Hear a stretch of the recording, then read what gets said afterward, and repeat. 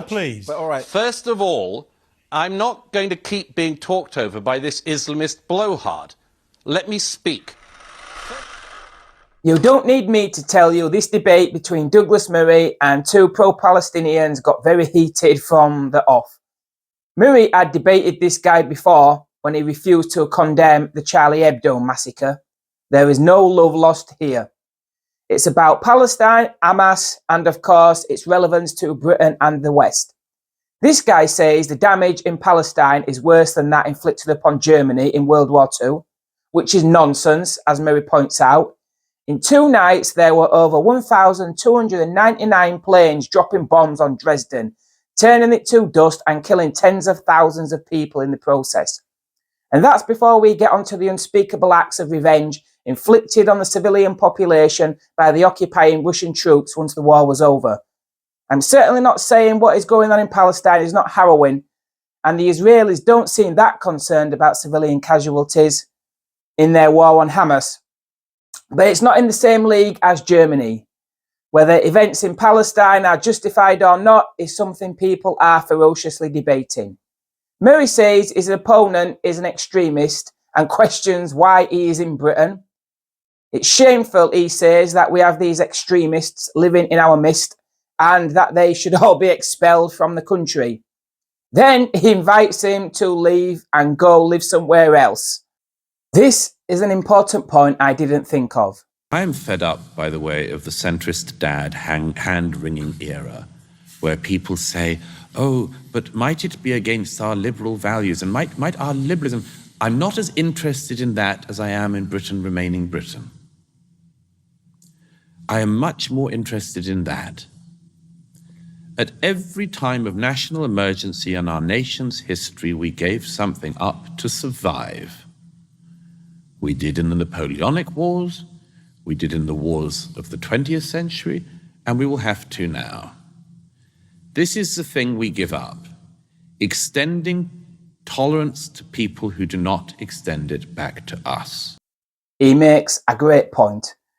If we import 10 million people tomorrow who are all against women's rights, for example, and take to the streets to express it and vote on it, people will defend it under free speech and democracy. Well, if those people were recently imported without the consent of the British people, or worse, against the wishes of the British people, then they shouldn't be here in the first place to exercise that free speech or right to vote. You can't just import loads of people because they will vote a way in which you want them to and then call it democracy. We have a right to scratch that vote off and vote again without those people. And we have a right not to import people who do not have values in line with our nation.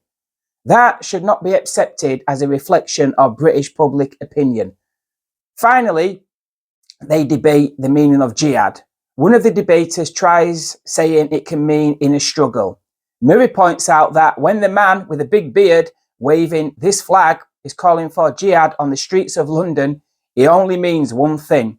I'm no expert on its meaning, but I do know trying to make out jihad actually means tolerance, love, and acceptance is exactly the sort of thing the far left would do.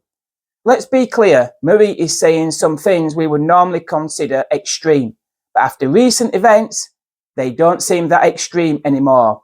We've all heard the expression, desperate times call for desperate measures. Take a watch. Douglas, first of all, what was your reaction to this interview with an NHS doctor last night on this show? Well, let me first of all say that it's necessary to clear quite a lot of things up because we've heard quite a lot of hogwash in the last few minutes. Firstly, your guest last night is a member of an extremist organization, Hizb ut-Tahrir, which is banned in many countries, including in European countries. And it's also banned in many Muslim countries. It's banned in Pakistan, it's banned in Egypt, and that's because these Muslim governments recognize that it is an extremist group that has a revolutionary ideology that wants to replace government in Muslim countries as well as in... do you know... Germany. One European country is banned in Douglas Murray. I'm not going to let you lie to the audience like you usually do. You're going to justify everything you say on this show, Douglas Murray. Right, so please I just give me said one country. Germany. It's not banned in Germany. I just said it's not banned in Germany.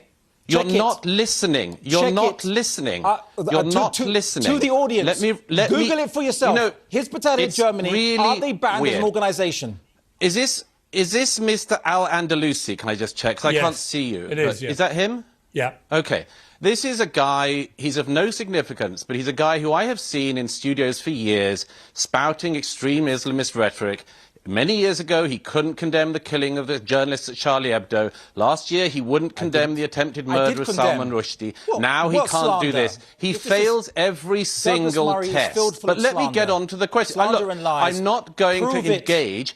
I'm not going to engage in a bun fight with this Islamist. Let me answer the question that Piers put to me before you try to interrupt again. Only if you don't lie. Let him answer, please. First of all, let him answer, please. But all right. First of all, I'm not going to keep being talked over by this Islamist blowhard.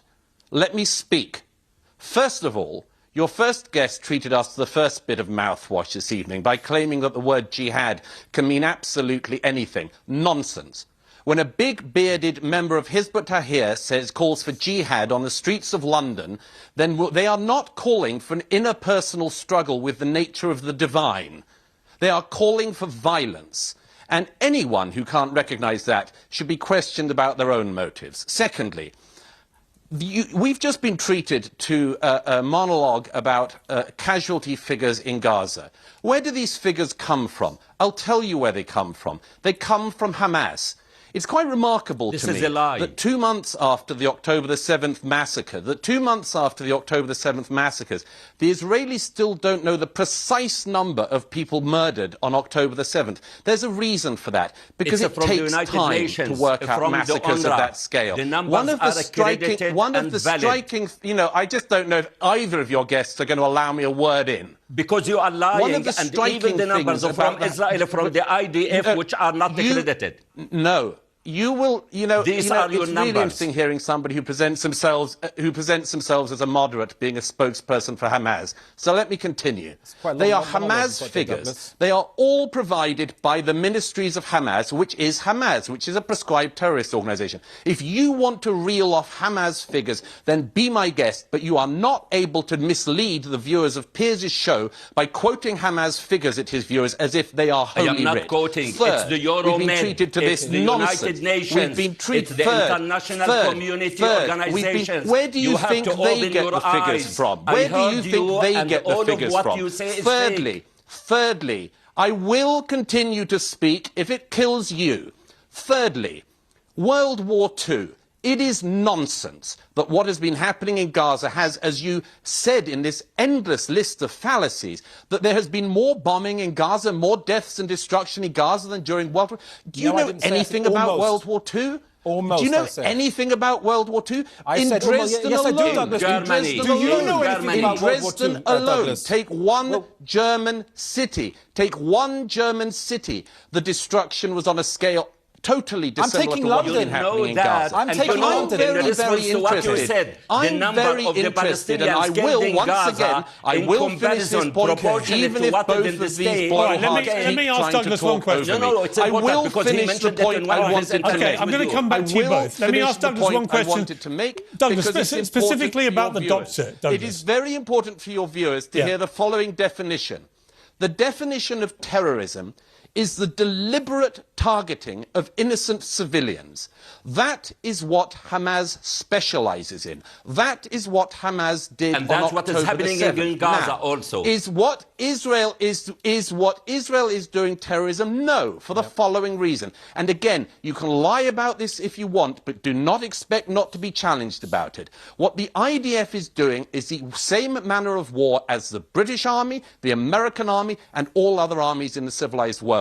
They target terrorists like Hamas, and there are civilian casualties. Yes, there are. But it is not the aim of the IDF, any more than it is of the British or American armies, to target civilians. And anyone who pretends otherwise is lying to the public watching. All right, Douglas, final question before I go back to the two in the studio here. And it's specifically about the doctor that was on last night, whether he should be allowed to continue practicing as a GP, when he identifies Hamas as a resistance group, wouldn't say that it committed an act of terror, said he didn't even believe that there had been a massacre, and was also quite blatantly homophobic, amongst other things. Well, he didn't actually. Douglas, but not Douglas. Let me ask Douglas. No, please. Let me ask Douglas. Douglas, the medical association. I'm asking the Douglas. medical association. I will come both to. The medical association is the one who is assigned to. Fine. I'm asking Douglas what his view is. Douglas. What's He's not a medical doctor. I'm He's asking not a Douglas's opinion. Douglas. Well, you don't seem to be much of an impartial observer of this, I have to say myself. I thought slightly highly of you before you started ranting as much as Mr. Al-Andalusi this evening. I'll tell you what I thought of it, Piers. I think our country has had enough of people like your guest last night. It's not just that he's in the NHS. Why is he in Britain?